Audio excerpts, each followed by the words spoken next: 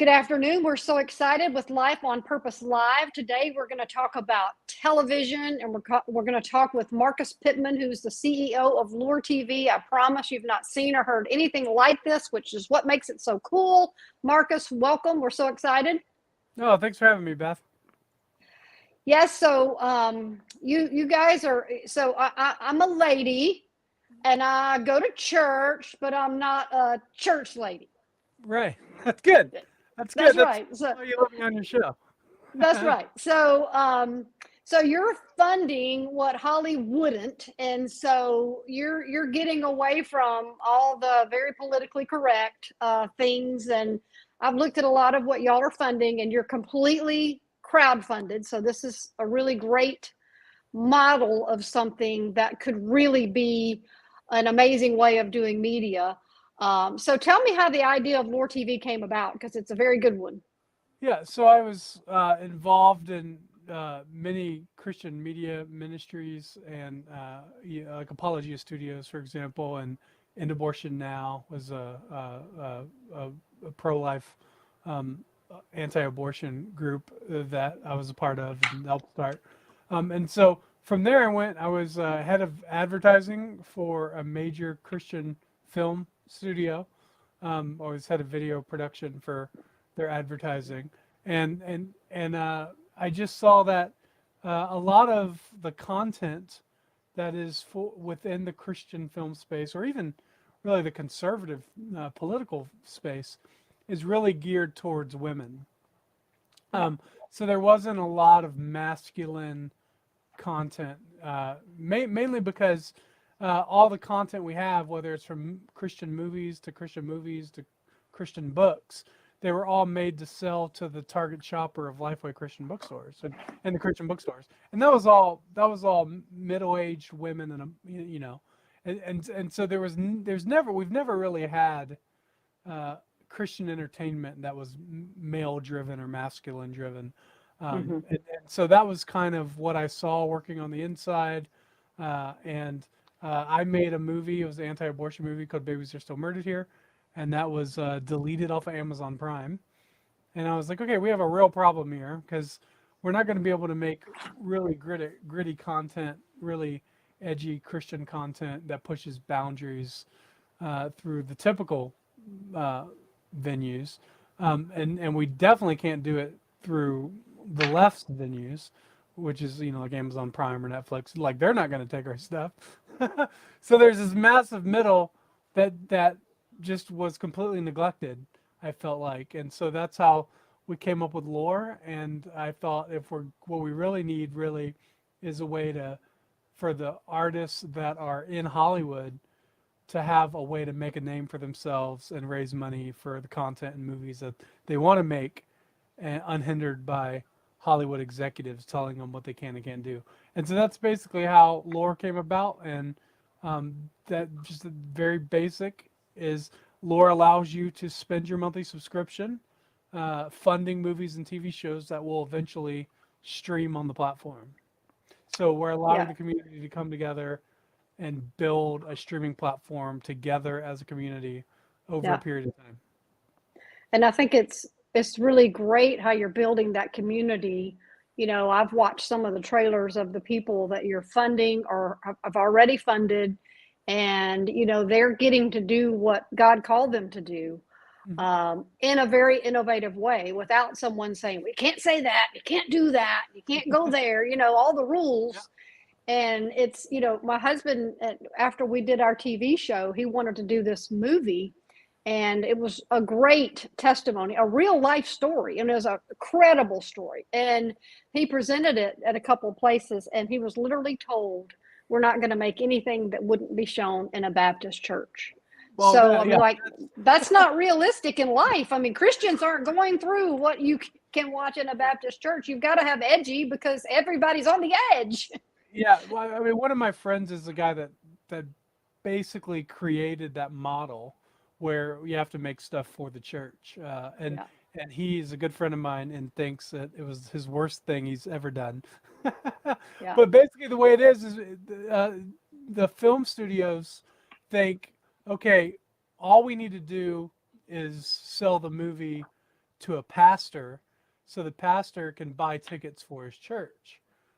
So this sort of astroturfs the box office a little bit, and it's basically, I call it like welfare for Christian film, because you're not at that point making movies and TV shows that are good because the market has said it's good.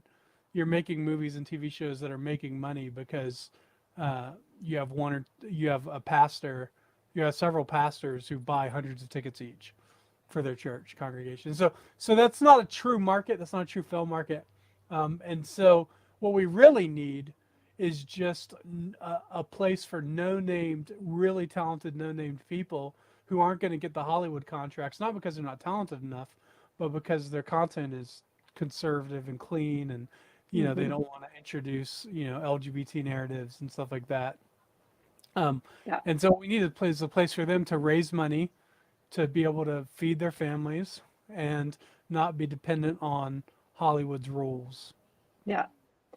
Well, so being someone that's been in the movie industry and the entertainment industry for as long as you have, haven't you seen a big building up of the family friendly, not necessarily just Christian? I mean, there's a lot of Christians that want good film, but a lot of people want quality film that's not, F word and every other word and things like that. So have you seen that just it seems like that's growing so much, that audience, and that audience is hungry right now. Am I right?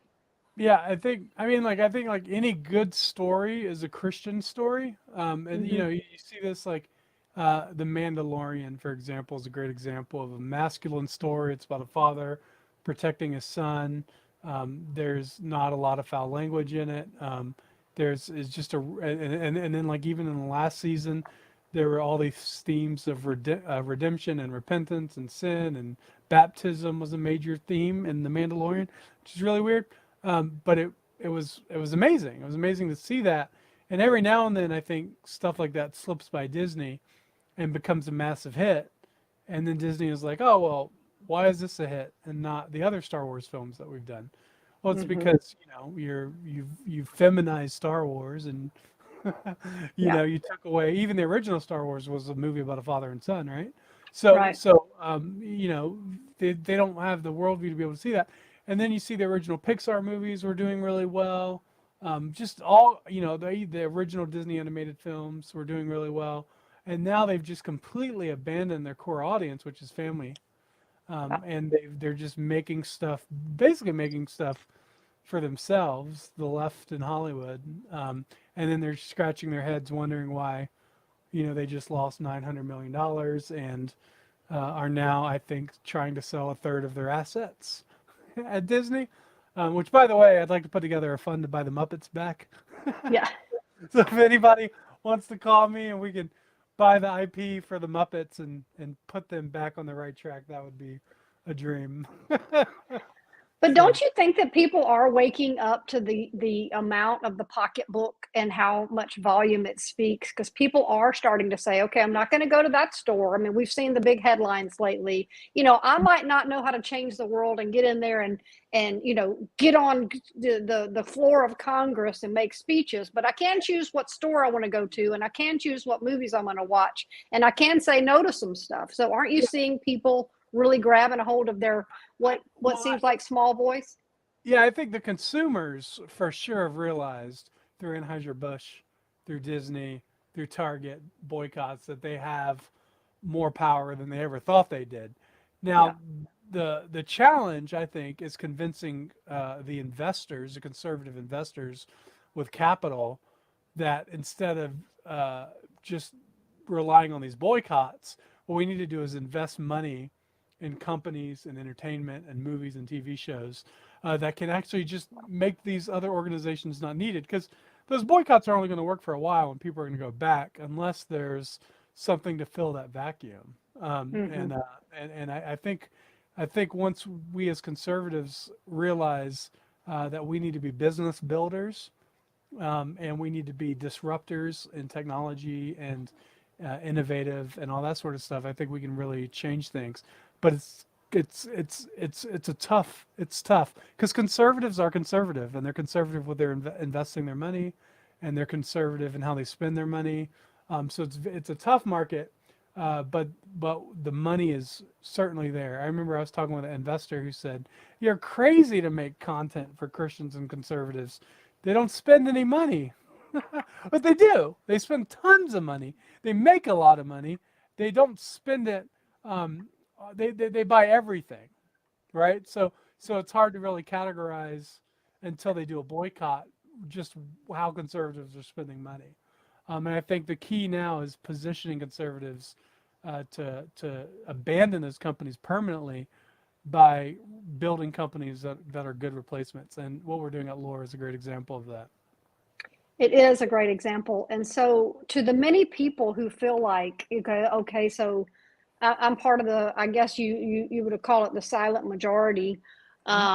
People, what do you say to people? They may have they may want to write a book. They may want to have a screenplay. They may want to do something really creative, but they don't know where to go with that. Or can they step out? Are they going to get canceled? You know, the whole cancel culture thing. What do They you probably, say to some, yeah, that's, if you're doing it right, you're going to get canceled. That's how you know you're doing it right. yeah. That's why we need to build platforms that protect people from cancellation. I think the number one thing is if you're an artist and you have skills and talent, you have to get your content out there. Don't Hmm. hide stuff. Put it out there, get it seen. Whether you use YouTube or you use Rumble or or Twitter, however you use to get your content out there, I think that's the best strategy in building an audience for yourself. And then once you've built that audience for yourself, then you can figure out how to monetize that audience. And Yeah. so that's what I would say. But no, we need Christians who and conservatives who really understand the power of actual stories. I posted on Yeah. LinkedIn, on my LinkedIn today, that the two biggest influencers in politics in the past 50 years have been Ronald Reagan and Donald Trump, and both come from Hollywood, right? Trump was in several movies, and then he eventually did the Celebrity Apprentice, which was a massive hit for 10 years, number one show in the world for 10 years long. And then of course Ronald Reagan was doing movies and stuff like that, and they've both have been the most powerful at moving the conservative base away from the corrupt politics of the right or the left. Yeah. And the reason for this is because they were storytellers first. They understand the power of stories. They understand the power of explaining things in a way that the average common person can understand. This is their superpower. And so once conservatives really understand, oh wait, no, dumb cartoons really are important. Silly cartoons really do matter. Yes. The TV shows that your kids are watching in the mornings on constant loop are important.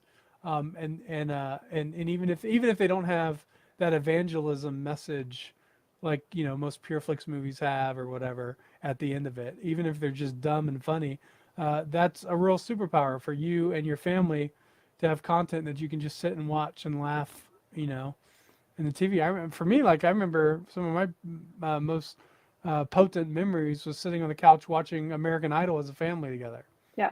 Yeah. 20 some years ago. So Hmm. that's sort of, you know, what I grew up doing. And then of course we would watch Carol Burnett and I Love Lucy shows and all this sort of stuff.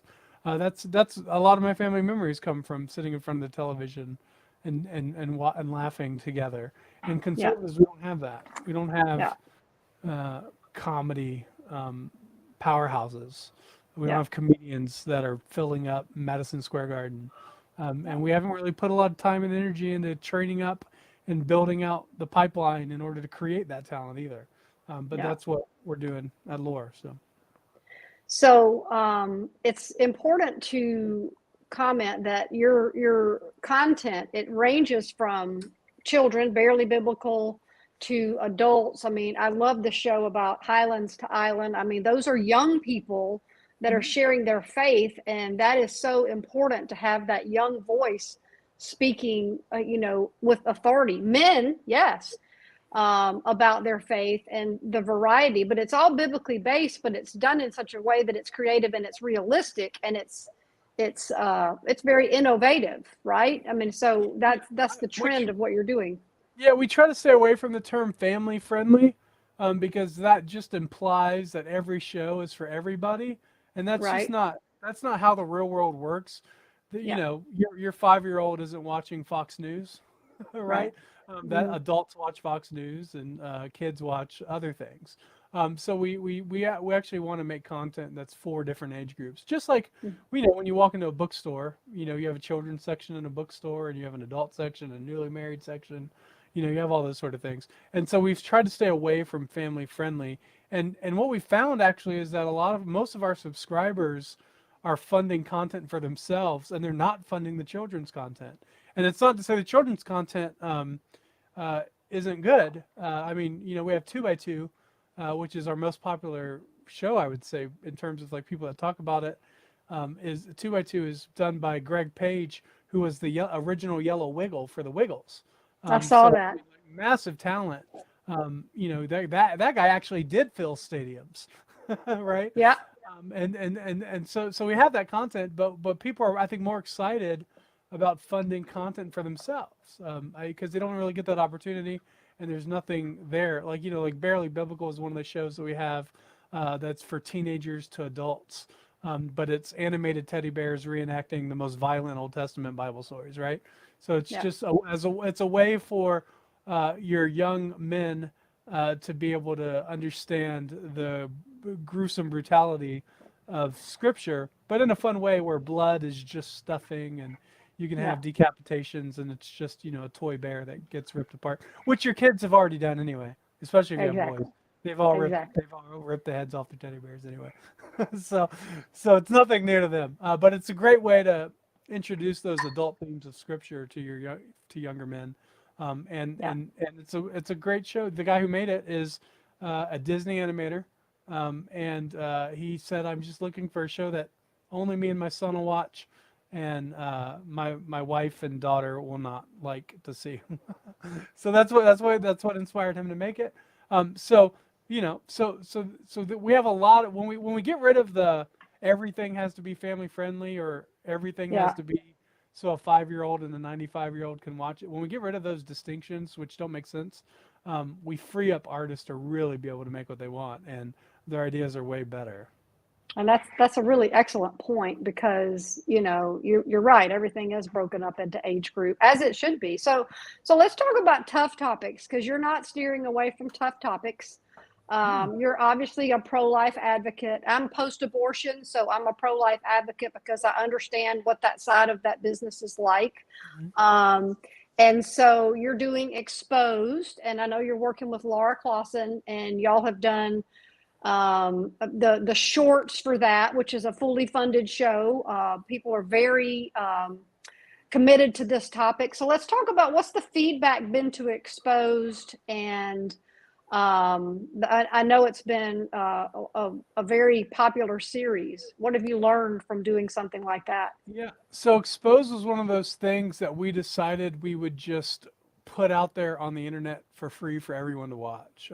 Kevin Mm-hmm. Sorbo was the voice of the first episode we did. He did the narration for it, and it was very traumatic video with, uh, Yes. you know, graphically depicting in an animated style the abortion of a baby.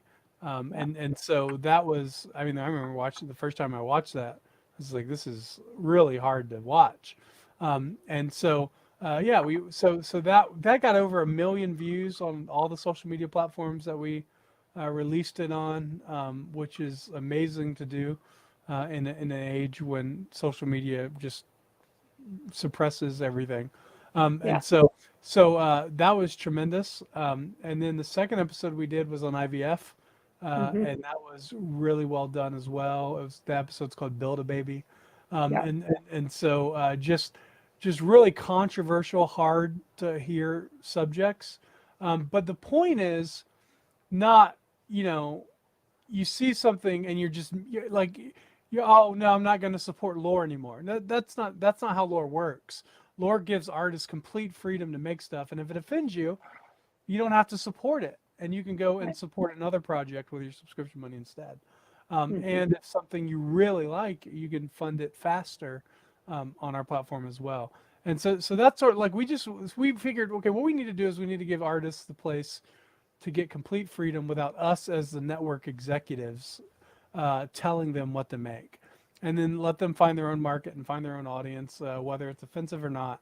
Just let them put it out there, and that's exactly what we're doing, and that's working really well. And I think we have some of the best content waiting to be funded that Christian broadcasting has ever seen, ever, and probably some of the highest talent I've ever seen. And they just none of these people have been able to find basically a venue that lets their work get seen until Loor. So Yeah, I was looking at like Churchville and Breaking Laws. That's some really creative things that you've got coming out that is really it's so different but it's yeah, so creative. Churchville's my absolute favorite. I can't wait to see that show get funded. That Churchville is by a brilliant comedian and sketch comedy guy named Mike Akel, and it's basically like The Office, if you've ever seen the show The Office or Parks and Yeah. Recreation. It's in that sort of style, but it's a mix of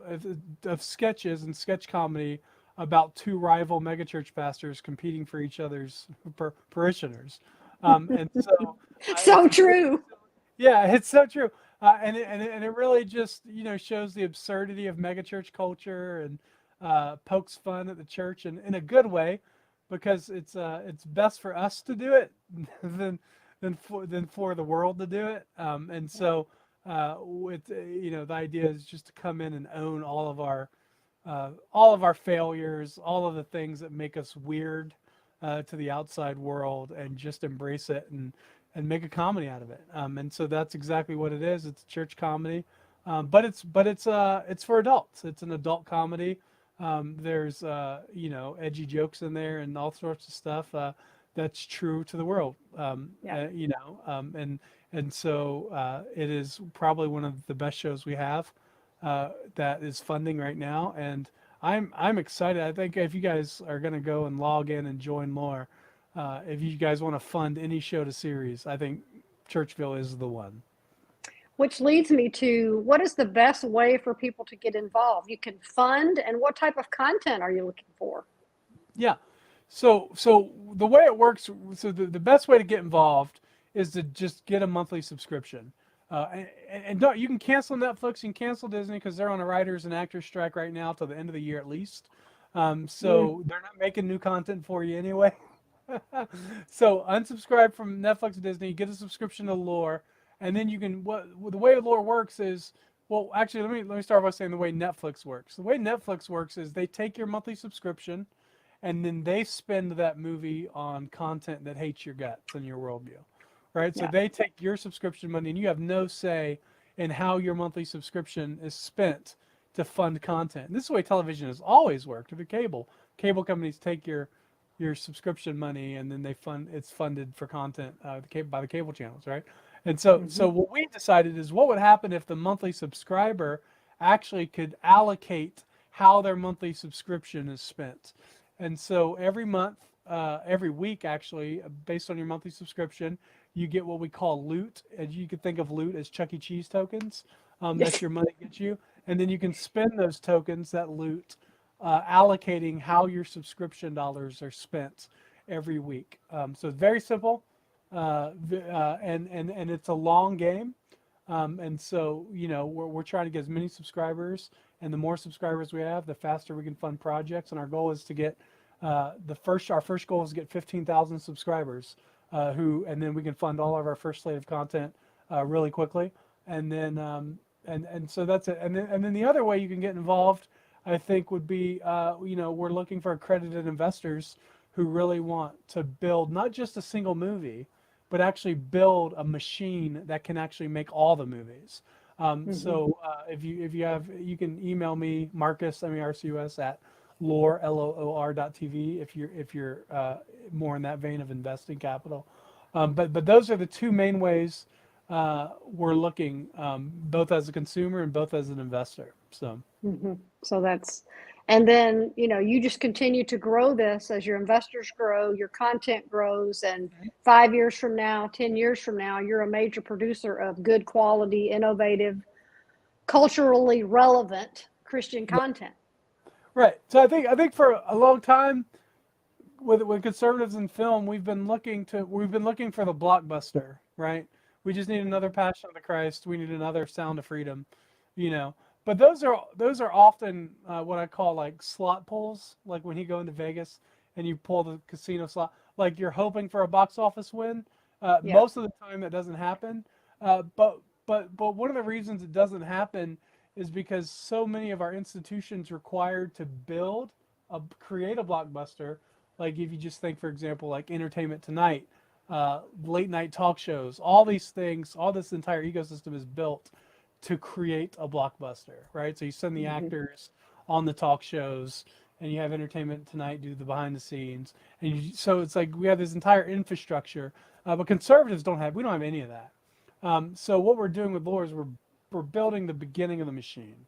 We're building a place to actually create and train filmmakers to make a living using an audience, and so that's really the key.